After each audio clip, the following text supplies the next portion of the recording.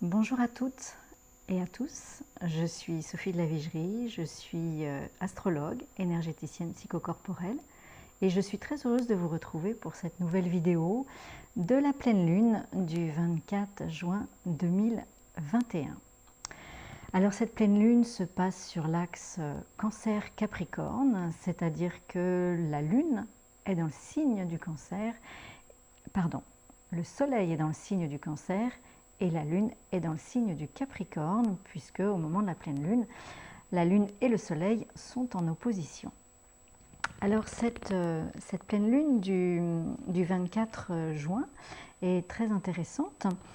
Elle est surtout très riche, très aspectée. Il y a de nombreux aspects, donc il faudrait beaucoup de temps pour parler de tous les aspects.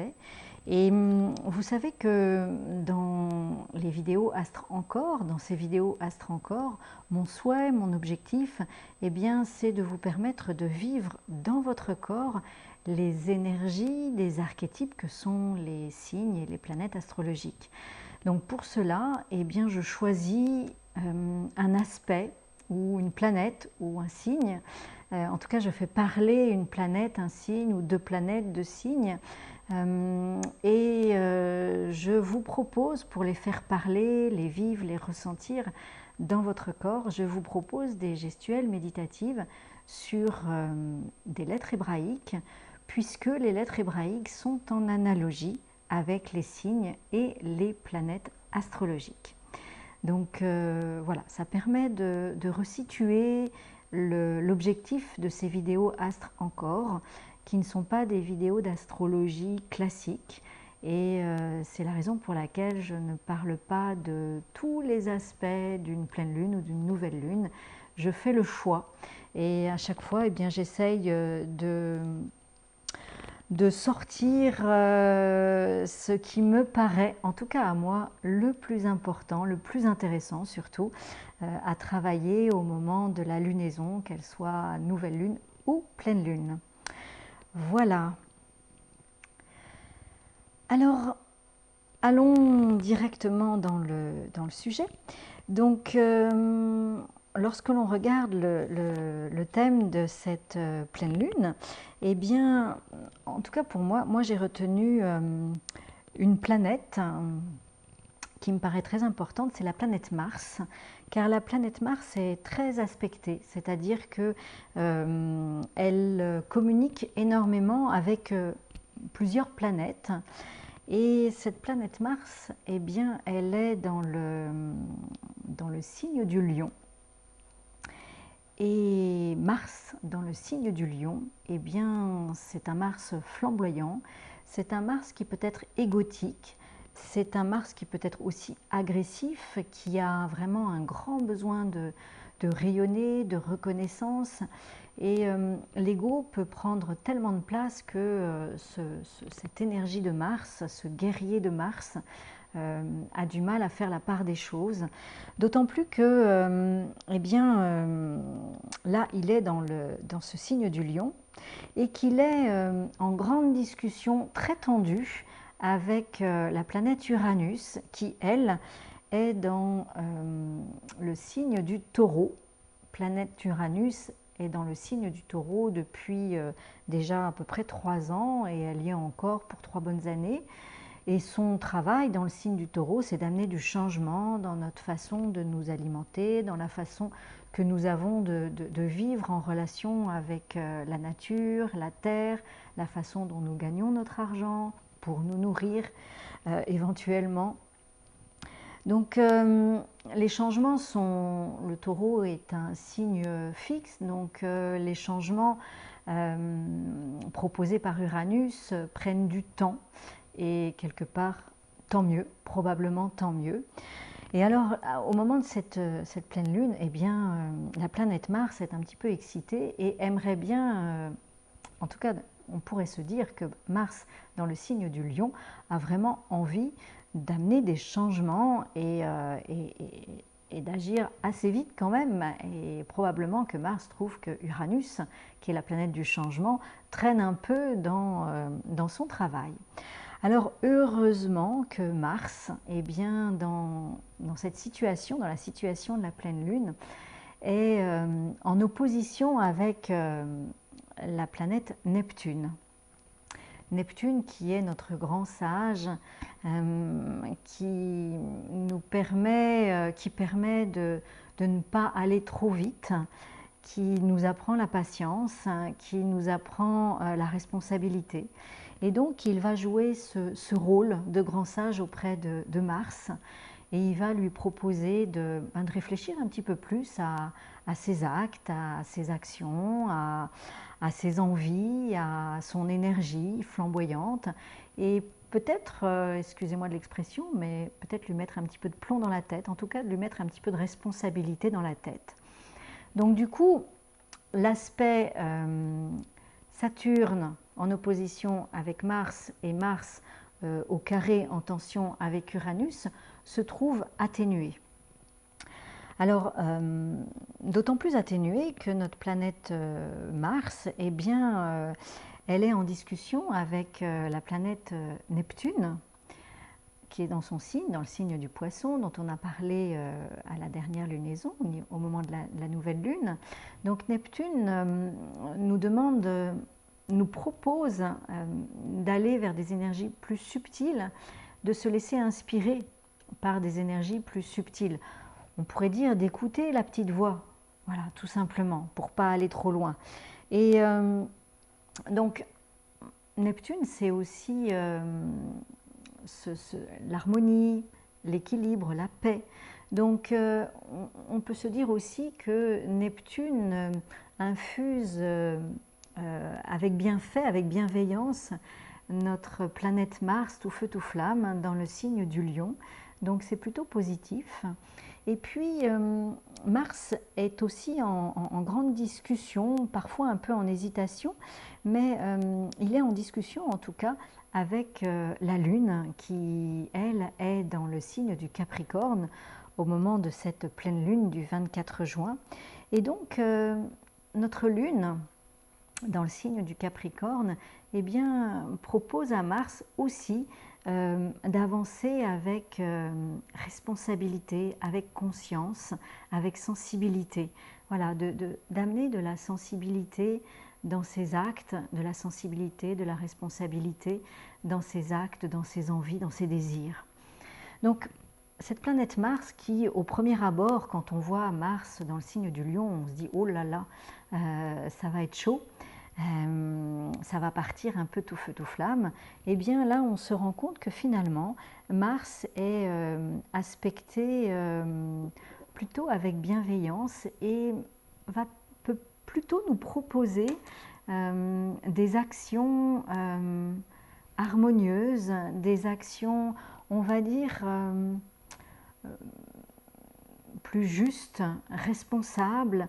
Et voire même si notre Mars est à l'écoute des petits signes de l'inspiration de l'univers avec Neptune, eh bien Mars peut rayonner le sacré, peut poser des actes, des actes d'harmonie, des actes beaux.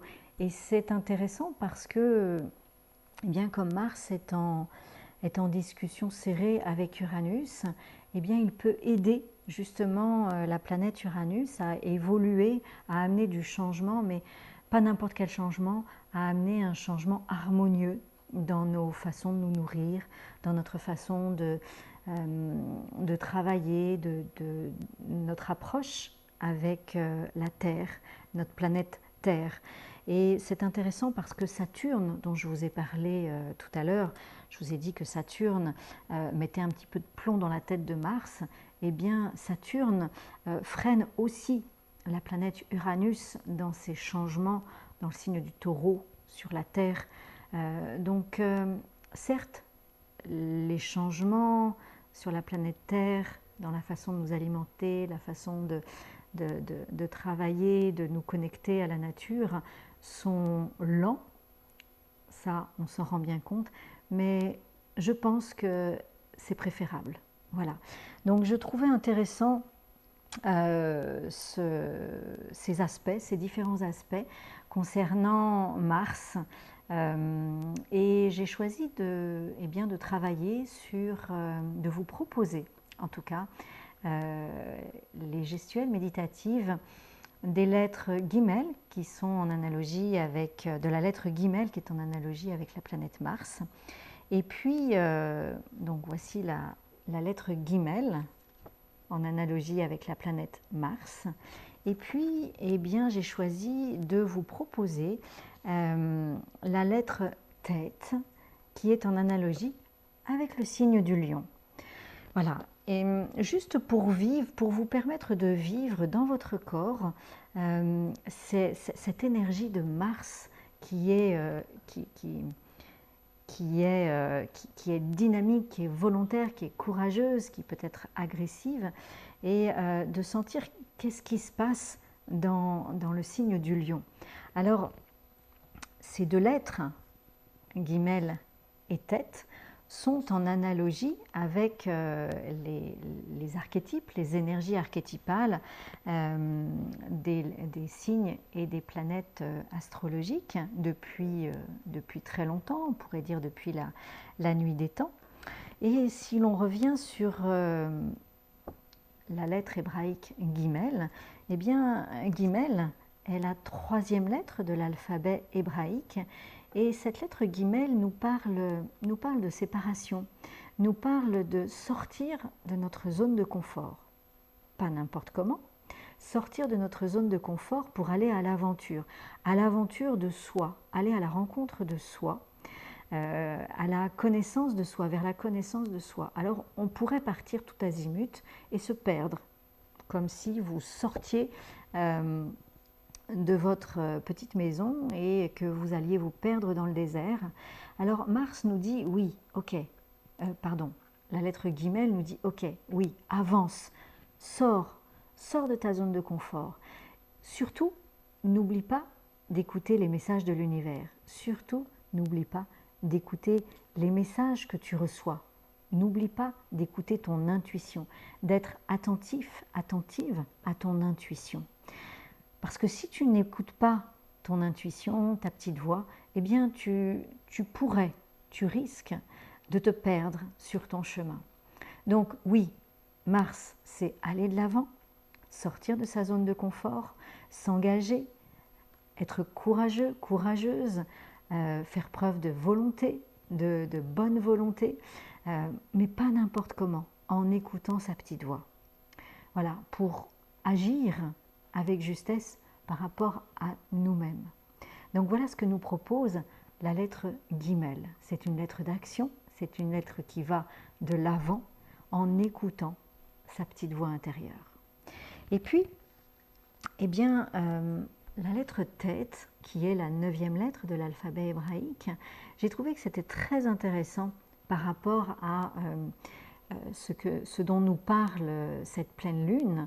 La lettre Tête est en analogie avec le signe astrologique du lion.